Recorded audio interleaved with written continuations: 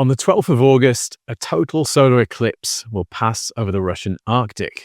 It falls at 20 degrees of Leo, and it happens to be hitting a very sensitive part of the natal chart of Vladimir Putin. For this and many other reasons, I think this eclipse is signaling the endgame of the war in Ukraine. In this video, I'll show you why, and we'll dig into the second eclipse of August, which lands on a star known for great idealism and great falls from grace. But first, a quick look back at July, including one call that I got quite wrong. Last month, I said that Uranus's square to the lunar nodes hadn't brought what it's tended to bring in the past, which is significant natural disasters. Well, I was wrong about that because June the 24th brought not one, but two large earthquakes that killed thousands of people in Venezuela. There were two quakes 39 seconds apart, and they were so alike that seismologists called them a doublet. In other words, we saw twin earthquakes with Uranus sitting in Gemini, the sign of the twins. Then came the typically explosive Mars-Uranus conjunction, exact on July the 4th. I said July would start with a bang, and in the US it did, with nationwide Independence Day fireworks, which ended up setting fire to the Brooklyn Bridge. Gemini relates to connective infrastructure, including bridges, and an unplanned fire on one of the country's most famous bridges was surely an expression of this volatile conjunction, although a harmless one. The same conjunction brought nationwide power cuts in Cuba. Mars cuts and severs. Uranus is electricity. That's very simple astrology. And as Wade Caves has highlighted on this channel, August's Leo eclipse seems to promise big changes for the Cuban government too. The conjunction also brought the Iran war back in earnest. The 60-day ceasefire still applies on paper, but on June the 26th, an Iranian drone hit a ship in the Strait of Hormuz. Trump retaliated, and by July the 8th, he declared the ceasefire over. The US is now bombing Iranian targets daily, and the objective seems to have shifted from ending Iran's nuclear program to controlling the Strait of Hormuz. Then, on July the 22nd, the Houthis attacked two Saudi oil tankers and declared a naval blockade on Saudi Arabia. Notice what's happening here. There are two major trade choke points in the Middle East, the Persian Gulf and the Red Sea. Saudi Arabia was rerouting its oil through the Red Sea precisely because Hormuz was disrupted, and now that escape route is being shut too. So we have twin supply routes targeted together. Hello, Gemini again. And finally, Ukraine. Early July brought a big escalation with both sides bombarding each other's energy infrastructure. Then on July the 3rd, right at the Mars-Uranus conjunction, Russia claimed it had captured Kostiantynivka, said to be the strategic key to the Donbass region. Ukraine says it hasn't. Now, you have to be careful with claims from either side in this war, but when both sides are fighting over the truth about one city, that suggests the war may be entering its endgame. And the astrology of August, in particular the eclipses, could be confirming exactly that. Oh, and there's one more thing we need to mention from July, the so-called Barbeau basket, the remarkable outer planet configuration named for the late French astrologer André Barbeau. I think three big themes played out under it: the emergence of digital technocracy, great bifurcations of the world, and perhaps the popping of the AI bubble, certainly the chip bubble. And here's the thing, those might not be three stories at all, but one. In the bonus section for members of the channel, we'll do a full retrospective of the basket, and I'll show you what I mean. All right, that's it for our review. Now let's get into the forecast for August. If you're enjoying this video so far, please give the like button a click and subscribe if you haven't done already. It's free and it tells YouTube that you like this sort of thing, which is helpful for your feed and for my channel. Thanks. Oh, and by the way, a quick note before we go on. This month, since it's glorious Leo season, I'm running a 50% off offer on monthly memberships to my website. So you get half price access to the full library of exclusive content, including all my deep dive live streams, the bonus sections of these videos, and the new monthly elections roundup that I do in the forum, where I highlight the best charts for starting new endeavors. And honestly, signing up on the site is much better value than YouTube membership because YouTube takes a massive chunk of your payment if you sign up here. So sign up over the next week at worldastrologyreport.com and you will get 50% off your first monthly payment. Just use the code SAVE50 at checkout. And remember that you can cancel at any time. Wink, wink. All right, back to the video. Let's talk about the total solar eclipse of August the 12th, which is taking place at 20 degrees and 1 minute of Leo. This is a total solar eclipse, but a relatively short one, clocking in with a maximum totality of 2 minutes, 18 seconds, compared to the longest recorded, which have topped 7 minutes. But let's start with the sign of the eclipse, which is Leo, the domicile of the sun. The basic read on this in mundane terms is pretty simple. Leo represents solar, and so central figures like presidents, monarchs, CEOs, and famous celebrities, people who have whole worlds revolving around them.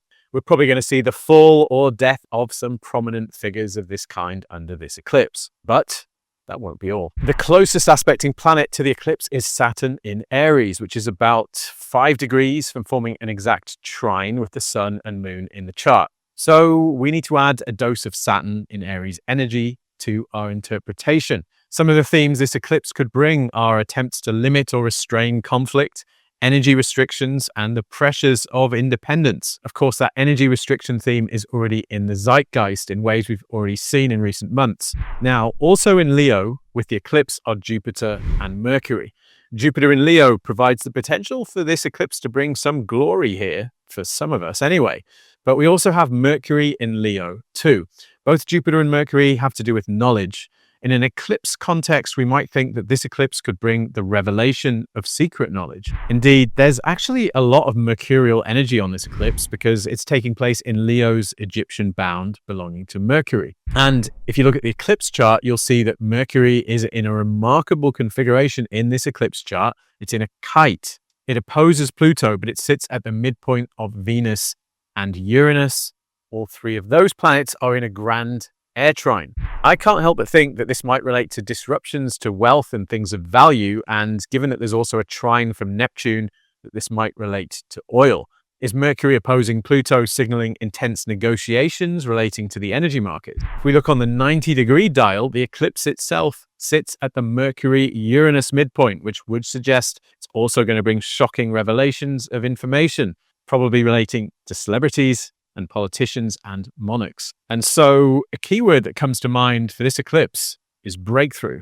I've previously noted that it's hitting the charts of a number of famous spiritual teachers of the 19th and 20th centuries, including Helena Blavatsky, Edgar Cayce, Rudolf Steiner, and Sri Aurobindo, all of whom spoke about mystical themes like the wisdom of ancient Egypt and Atlantis and previous iterations of human civilization. So there's a big mystical side to this eclipse, especially given the remarkable configuration of its bound ruler, Mercury. And again, we may have already seen some of this manifesting. I'm thinking here about the supposed discovery of a second Sphinx at Giza using synthetic aperture radar technology by the Italian researcher Filippo Biondi and his team, which was announced on the summer solstice, June the 21st in Bologna. Although I've recently expressed some skepticism that we're entering a more spiritual new age in this stream, I nevertheless do think our knowledge horizons are undoubtedly expanding very rapidly at the moment, including in matters related to spirituality and ancient history. Now let's look at the eclipse's path. The traditional belief around eclipses is that places where an eclipse is visible are the primary places affected by it. Here's a NASA animation of the eclipse path. It starts in the Russian Arctic, then it passes through Greenland and West Iceland, then it cuts a swathe through Spain. One might wonder what's in store for leaders and celebrities in those places. Of course, Greenland has been in the news a lot recently given US President Trump's efforts to acquire it, and I suspect this eclipse is saying that those efforts aren't going away. Spain, too, is in Trump's crosshairs, since that country is currently ruled by a socialist government and it hasn't been playing ball with the US's Middle East strategy. It's broken ranks with the rest of the West in strongly denouncing Israel's recent conduct. Spain refused to let the US use 2 of its bases during the conflict with Iran, and it's also refusing to boost its defense spending, which Trump is asking the US's partners in NATO to do. As I've said many times before, the tricky thing with eclipses is that they come into effect weeks before we actually see them. But here's a fascinating example of this eclipse already in action. This headline comes from July the 8th, just over a month before the eclipse on the BBC website. And the headline is, Trump takes aim at wasted cause Spain and revives Greenland claim at NATO summit. So we have 2 of the very small number of countries where you can see this eclipse named in a single headline. Expect to hear a lot more about both of these places in the coming weeks. And of course, Spain just won the World Cup. So there's that. And there's another country strongly implicated by this eclipse for many, many reasons, and that's Russia. One reason for that is that the eclipse path starts in the Russian Arctic, but there's much more. For one thing, this eclipse is implicating Vladimir Putin, since his Pluto and South Node are very close by. His midheaven may also be there, but the time on his chart is in doubt. And the Russia flag raised natal chart, dated December the 25th, 1991, has an ascendant very close to this eclipse. What's more, we astrologers have been expecting big news from Russia in 2026, given that country's powerful historic resonance with the Saturn-Neptune cycle, which sees conjunctions every 36 years. We're currently seeing another one of these conjunctions, and even though it perfected in February, it's still in orb, and the planets will move to within around 7 degrees from conjunction in the last quarter of this year.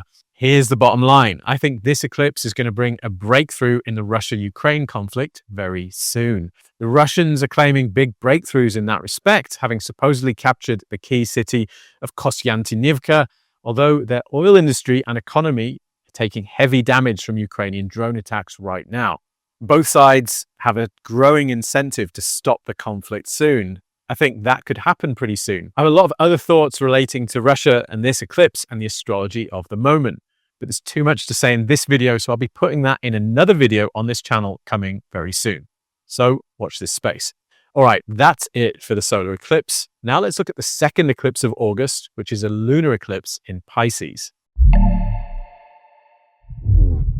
On August the 28th, we get a partial lunar eclipse in Pisces, which is the third and final of a series of 3 lunar eclipses in Pisces. Now, broadly speaking, the kind of themes that come up during eclipses in Pisces will include sacrifice and martyrdom, faith and spirituality, the dissolution of borders and boundaries, boundary-crossing types of people like immigrants, and of course, the oceans. But before we talk more about this eclipse, let's review the last 2 Pisces eclipses, because this one will actually be the third of 3 that we're getting this time around. The first of the 3 came on September the 18th, 2024 at 25 degrees of Pisces, within the Egyptian bound of Mars. It was also within 3 degrees of a conjunction with Neptune. So we have strong Mars and Neptune signals here, besides Pisces. Very close to that exact eclipse came the Israeli pager attack on Hezbollah.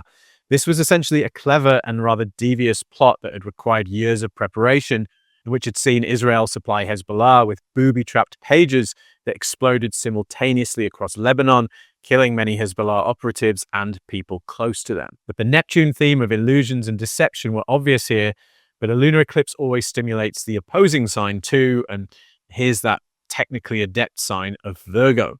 We also saw what was billed as a second attempt on Trump's life when a man, Ryan Ruth, was arrested for supposedly trying to shoot him on his golf course. The second Pisces eclipse came a year later on September the 7th, 2025 at 15 Pisces. This one was just 3 degrees from the lunar node, so it was a powerful total lunar eclipse, a blood moon. And it carried a clear theme that ran through many of the events of the moment, and that was the martyrdom or sacrifice of the young. On the day of the eclipse, September the 7th, 2025, the Vatican canonized a boy who had died of leukemia, aged 15, in 2006. Carlo Acutis was a devoted Catholic who created a website documenting miracles and Marian apparitions. He has been called the first millennial saint and the patron saint of the internet. The next day, Nepal's so-called Gen Z uprising began over a social media ban, which eventually led to the fall of the country's government. And on September the 10th, Charlie Kirk was assassinated.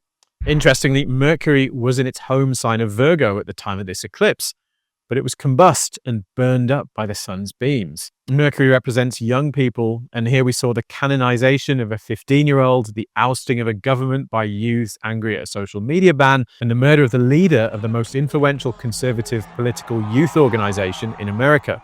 In Kirk's case, the theme of speech, a mercurial theme, rings out strongly. So you can see how the planets involved with an eclipse strongly shape its flavor. Now let's turn to our August lunar eclipse. Now, honestly, this eclipse has one hell of a chart. The moon is at 4 Pisces and the sun is at 4 Virgo. And the first and most striking thing to me is that at the time of this eclipse, we also get a Mercury Cazimi, meaning Mercury is almost exactly conjunct the sun in its sign of domicile and exaltation, Virgo. So, ignoring the fact that this is an eclipse chart, Mercury, planet of communication, cleverness, technicalities, and trade, would be very powerful here if it wasn't being eclipsed. But there's more. The eclipse is also tightly square to Uranus in Gemini. That adds a large dose of fast-acting, unpredictable energy to the proceedings. And so this eclipse has a strong Mercury-Uranus flavor, speaking to surprising or shocking or disruptive information and events involving a strongly technical or technological element. What's more, the moon in this eclipse chart is conjunct a powerful fixed star, Fomalhaut, one of the four royal or watcher stars of the Persians. Fomalhaut is said to bring great idealism, but also the potential for deception or delusions along with it. It's one of those powerful fixed stars that can raise people up to great heights or bring them crashing down to the ground if they fail its tests. There was a lunar eclipse conjunct Fomalhaut on August the 27th of 1969, just after the legendary Woodstock Festival. But this was also shortly after the Manson murders and the start of the Troubles in Northern Ireland. There was a lunar eclipse conjunct this star in August 1980, 5 days before the Gdansk Agreement between the Polish Communist government and shipyard workers that allowed the formation of Solidarity, the first independent trade union in the Soviet bloc, which eventually contributed to the fall of the USSR. There was another lunar eclipse conjunct Fomalhaut on August the 27th of 1988, shortly after the start of the 8888 uprising of students and monks for democracy in Burma. So keep an eye out for events at the time of this eclipse with a flavor of great idealism or spiritual power, but also others involving deception or the misuse of those same energies. But another way to analyze an eclipse is to investigate the lunation family that it belongs to, because the eclipse will be carrying forward themes related to events at a first quarter moon 9 months earlier and a new moon 9 months before that. And interestingly, when I looked at events at the time of those two lunations, there was a theme that came up very vividly both times, and it's very relevant to the themes that we've already talked about in this video. Let me explain. The new moon of this family came in February the 28th of 2025. On this very day came the infamous meeting in the White House between Ukraine's Volodymyr Zelensky, US President Donald Trump, and US Vice President J.D. Vance, in which the latter two berated Zelensky for his ingratitude to the US and tried to push him into accepting a ceasefire with Russia. And then the first quarter moon of November the 28th, 2025, the exact same theme came up again.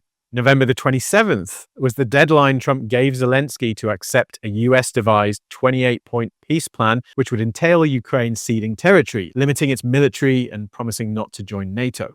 And so what we've seen in this lunation family both times so far is Trump putting Zelensky under strong pressure to agree to an end to the war.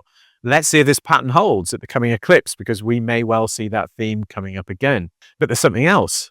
On the day of that first quarter moon, November the 28th, 2025, Ukrainian anti-corruption investigators raided the home of Zelensky's chief of staff, who was also Ukraine's lead peace negotiator. And so I think this coming eclipse could see Zelensky coming under a lot of pressure again, possibly over corruption or from the US or both. And one last thing, Uranus in Gemini is being triggered heavily by this eclipse. And as I explained in this video, we can expect Uranus in Gemini to spark and deepen significant splits and bifurcations in the world. I think the astrology of August may signify events that lead down the line to some kind of division of Ukraine, and thus of the West from the East, as in the Cold War. It probably won't happen in August, but look for events signaling that that's the direction that things are moving in. Lunar eclipses last for many months, if not years, but the events that coincide with them in time serve as signals of what's coming later. All right, let's move on and cover something completely different. Because before August is out, we'll see a major moment in a major synodic cycle that we simply have to talk about. On August the 31st, Jupiter and Saturn will form a waxing trine aspect. This will be the first of 3 such trines, with the second coming on April the 3rd, 2027, and the third and final one on July the 11th of 2027. So this brings a major moment in the current 20-year synodic cycle of Jupiter and Saturn, which began with their last conjunction in the very first degree of Aquarius on the winter solstice of 2020.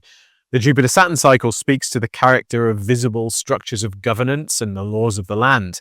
Aquarius is Saturn's air sign, and it has to do with technology and forward-thinking visions of the future. But it also relates to limits and rules and control. Consider what happened at the time of that Aquarius conjunction, the end of December 2020. At that time, we saw the rollout of the COVID injections, together with all the associated bureaucratic machinery that came with them, including the new phenomenon of needing a QR code to prove that you were compliant with the system in order to travel or even just to enter public spaces. That's a flavor of things to come, in my opinion. All around the world, we're seeing the construction of new systems of digital governance, bringing together surveillance through devices, digital currency, digital ID, and of course, AI. Now, in 2024 and 2025, we saw the waxing squares of this same Jupiter-Saturn synodic cycle. And I think I know what the main event relating to those squares was. I think it was the launch in January 2025, the day after the inauguration of Donald Trump, of Project Stargate, a $500 billion AI investment program, which we're seeing the fruits of now in the form of the data centers being built all around America and in the world. Again, it seems pretty obvious that a project of this gargantuan size isn't intended to help us all make pretty AI-generated TikTok videos. It's to process vast amounts of data, probably the data required in a system in which every device we own is feeding back information about what each one of us is saying and doing at every moment of the day.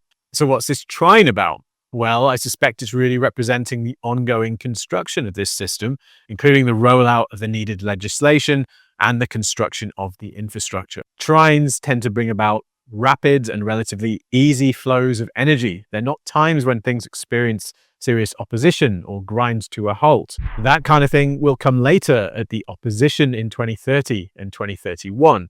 So, right now, look out for legislation and announcements on digital technocracy and data center construction around the time of Trine. All right, that's it for this video. And by the way, if you want more from me, then I suggest you watch my recent live stream on New Age thinking. Not so many people watched it, probably because the title was a bit depressing, but I assure you it's not a depressing video, and those who did watch it seem to have really enjoyed it. Thanks, and see you next time.